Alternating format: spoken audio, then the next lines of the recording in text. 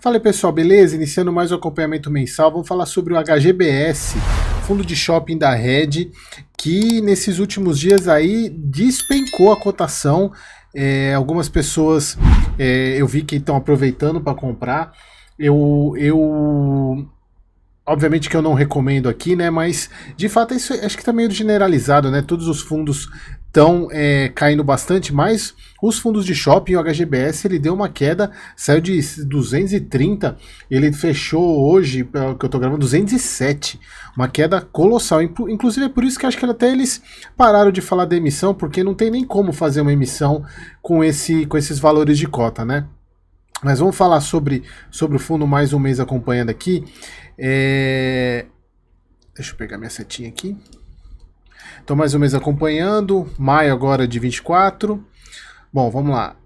Aqui, para vocês verem a diferença que tá do fechamento de maio para hoje, né? Caiu mais praticamente R$10. Já estava com R$10 de diferença da cota patrimonial.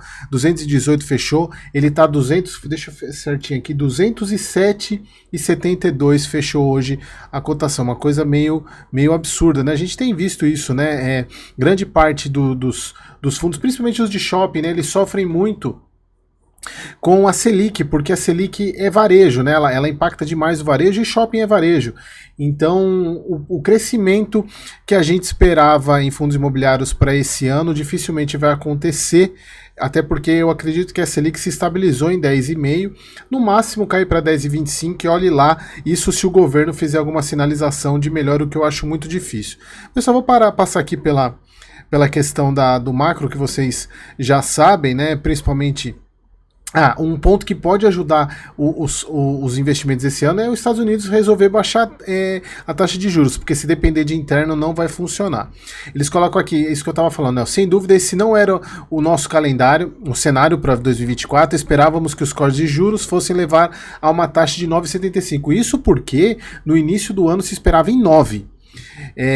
Ao interromper os cortes em um nível de 10,50, acreditamos que pode haver uma redução do crescimento no segundo semestre, que é o que a gente já está falando, né? Ainda achamos que o atual nível de remuneração oferecido pelos fundos imobiliários é bastante interessante e deve trazer muitos resultados positivos no médio prazo. Aqui é um ponto muito importante que eu quero falar com vocês sobre isso, né? É essa questão de vocês entenderem que fundo imobiliário não é investimento de curto prazo, quiçá médio prazo. Porque a gente está falando hoje de ativos que caíram muito de cotação, porém eles continuam pagando a mesma coisa de aluguel que pagavam há 2, 3 meses atrás, com a cotação 10, 15% acima. Então a gente está num momento de muita oportunidade. A grande questão é que a gente está com outros ativos também com muitas oportunidades. Hoje, eu estava até brincando nesses dias no grupo do WhatsApp, né, que para onde você investir, fechar o olho e investir, você vai ter retorno no longo prazo. Então é importante que vocês entendam essa dinâmica e essa diferença na carteira de vocês para montar uma carteira vencedora para o longo prazo. Bom, aqui um ponto importante, até para vocês entenderem o resultado que os fundos de shopping tiveram esse mês. Vocês sabem, eu acompanho alguns fundos aqui, HSML, XPML, o MOL 11. Aqui, ó, eles falam que segundo a Abrace, né, que é a Associação de Shoppings, em abril o mercado de shoppings brasileiros apresentou uma retração de vendas de 7,9% comparado ao mesmo mês de 23. Já em termos reais, isso em nominal, em termos reais, levando em consideração a inflação, houve uma retração de 11%. Aqui também é importante entender, e a gente falou bastante sobre isso, que é a questão do descasamento da Páscoa com o ano passado, porque o ano passado foi em março e esse ano não é o contrário, né? O ano passado foi em abril e esse ano foi em março, então obviamente tem diferença, né? Mas o que a gente fala aqui é mês, né? Então isso, obviamente, a Páscoa interfere um pouco, mas é para vocês entenderem que os resultados de vendas, eles vão ser impactados em todos os shoppings, mas o que a gente tem que olhar, principalmente, é o NOI, que é receita operacional. Essa sim, ela não pode ser tão impactada, obviamente, menos venda, menos NOI, mas a gente vai ver que no caso de todos os shoppings, o NOI foi maior do mês passado para esse. Sobre o Rio Grande do Sul, a gente já sabe que ele tem a Praias Belas lá no Rio Grande do Sul, também tem o Novo Hamburgo, que não foi impactado, mas eles colocam aqui as partes práticas de ESG, né, que a gente sempre comenta com vocês sobre isso, principalmente depois da live que a gente fez com o Ivo, né, sobre ESG, as ações, né, no caso aqui o ESG focado no Rio Grande do Sul, então fizeram algumas campanhas, né, nos shoppings, né, então foi bem bacana esse processo aqui, inclusive alguns fundos colocaram os imóveis como ponto de arrecadação, foi bem bacana. Aqui a parte de vendas, como a gente já sabe, o portfólio do fundo apresentou 1.078 em abril, que apresenta uma retração de 5,6 em relação ao mesmo período do anterior. Obviamente aí eles até colocam aqui, ó, vale destacar que o desempenho desse mês possui impacto da Páscoa, que neste ano aconteceu em março, enquanto que em 23 em abril. Então teve um resultado maior o ano passado exatamente por causa da Páscoa. O NOI, o que é importante, a primeira vacância, né, 6,7, tá ok. Em abril, o NOI do fundo, 77,6, cresceu 13% considerado ao portfólio do ano passado, ao mesmo mês. Então isso é importante, entender que a receita operacional aumentou e que na verdade é o que importa, né? Porque as vendas são sazonais, né? Então, embora o resultado do shopping é sazonal, por isso que é muito difícil você olhar uma DRE, como eu vou falar para vocês daqui a pouco, e tomar aquele resultado como a média do resultado operacional. É bem mais complexo que isso. A gente tem que pegar um volume de dados maior para poder chegar a uma média de resultado. E aqui, pessoal, eu estava dando uma olhada no portfólio do HGBS, e o grande calcanhar de Aquiles, né, o Goiabeiras, tem algumas pessoas que já falaram que de fato não é um bom shopping, assim, comparado com os outros. A gente vê sempre, todos os meses, ele com a parte do NOI negativo, trazendo prejuízo em termos de receita. É um shopping complicado, inclusive eu já vi até algumas pessoas falando que ele devia se desfazer desse shopping aqui, mas não tem muito o que a gente falar nesse ponto. Mas é o calcanhar de Aquiles deles, e a gente vê que a diferença de NOI por metro quadrado nos ativos do HGBS é muito grande, né? A gente tem um shopping como Vila Lobos, 217, tem um negativo, 21, tem um outro aqui, 39, o West Plaza aqui no Rio, que de fato é um shopping complexo aqui, e é um bom shopping, não é um shopping ruim não. Bom, aqui a gente já sabe, ele distribuiu em 17, o resultado de 1,17, distribuição de 1,75, a gente já sabe que essa distribuição é descasada exatamente porque o fundo tem muita coisa de lucro para distribuir ainda.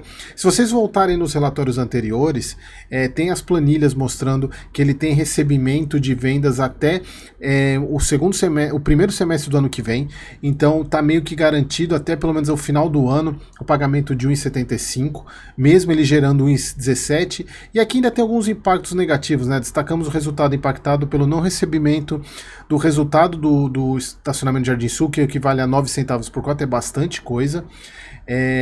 E aqui também, adicionalmente, informamos que não houve distribuição do resultado do Novo Hamburgo, visando retenção de recursos para reforço do caixa do ativo. Então foi de 0 centavos, a gente está falando basicamente de 11 centavos que não teve de resultado operacional. Pessoal, olhando, aí você fala, poxa, ele está com um resultado operacional de 1,17, esse é o resultado operacional dele. Se vocês pegarem, pelo menos fizerem um levantamento desde 22, 23, 24, eu fiz isso, mas não tá aqui, é muita coisa, é um trabalhão do caramba.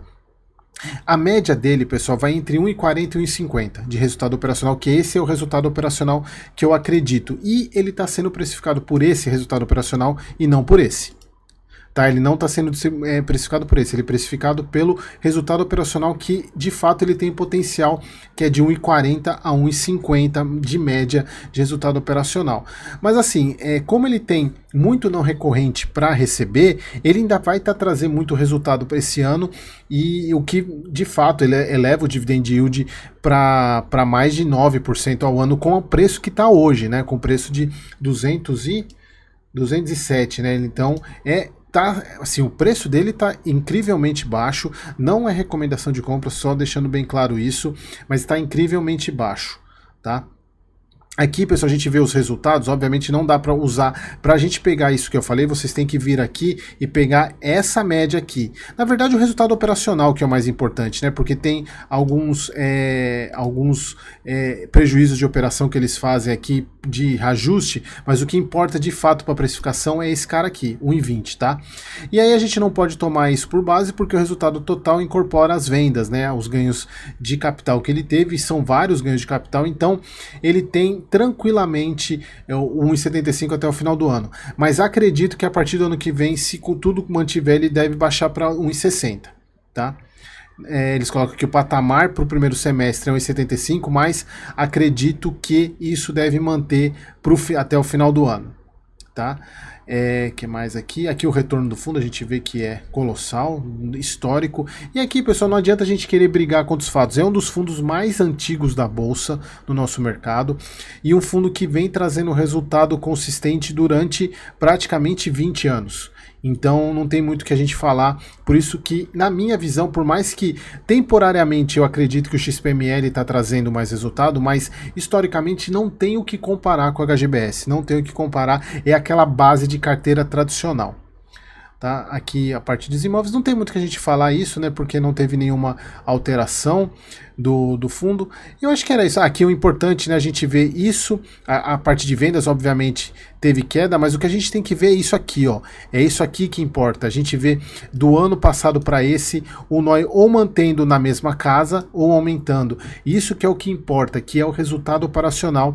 E pessoal, assim, é muito difícil precificar shopping com base no rendimento exatamente por causa da sazonalidade de shopping. Você pega resultado de janeiro, quando tem pagamento, duplicidade de aluguel que dezembro não teve, que normalmente as lojas não pagam, tem algumas lojas que não pagam aluguel em dezembro e pagam em duplicidade em janeiro, exatamente por causa dos finais de ano, né? Então tem épocas do ano como Páscoa, tem épocas como Dia das Mães, Dia dos Namorados, Natal, que os resultados sobem demais, né? Então você tem, e também, pessoal, exatamente porque se vocês lembram da aula de shopping, do vídeo de shopping que eu fiz aí, faz um vídeo de domingo algum tempo atrás, que uma parte da receita que o shopping recebe, que o fundo recebe, ela é variável, porque você tem um aluguel da loja e uma parte desse aluguel ele é em função do que a loja vende. Então tem uma remuneração variável sobre o aluguel. Então por isso que é muito sazonal, não é? Muito sazonal e muito variável a receita do shopping. Exatamente, é bem diferente, por exemplo, de um galpão logístico que tem o contrato de locação de um ano, que o valor do aluguel ele não altera durante esse ano. Já o valor do aluguel de um shopping altera todos os meses em função da venda, porque tem esse componente variável. Aqui o portfólio de shoppings do fundo, a gente já falou do calcanhar de Aquiles que eu vejo que é o Goiabeiras. Bom, pessoal, então é isso. Vamos continuar acompanhando. É um fundo que tem, o portfólio dele é um pouco mais complexo e bem mais heterogêneo do que outros fundos e também pela antiguidade, né? Tem shoppings muito antigos no portfólio do HGBS e isso acaba reduzindo o resultado operacional, mas de qualquer maneira é um fundo muito constante e muito conservador. E o mercado precifica isso, obviamente, né? E sobre a emissão a gente não tem muito o que falar, porque de fato enquanto tiver nessa situação, não tem como o HGBS fazer uma emissão com uma cota 207 e a cota patrimonial 230. Não tem como fazer isso. E eles não vão fazer porque a Red é uma gestora, digamos, boa, né? Beleza, pessoal? Então, espero vocês no próximo vídeo.